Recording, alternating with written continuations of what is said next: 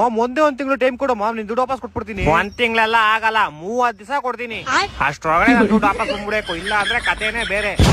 ನಿನ್ಗಿನ್ನೂ ನನ್ ಬಗ್ಗೆ ಗೊತ್ತಿಲ್ಲ, ನಮ್ ಹುಡ್ಗನ್ ಕೈ ಕೊಡ್ತೀನಿ, ಹೇಳ್ತಾನೆ ಕೇಳು. ಲೇ, ಅಣ್ಣನ್ ಬಗ್ಗೆ ನಿಂಗೆ ಇನ್ನೂ ಗೊತ್ತಿಲ್ಲ. ಚಿಕ್ಕ ವಯಸ್ಸಿಂದ ಹೇಳು.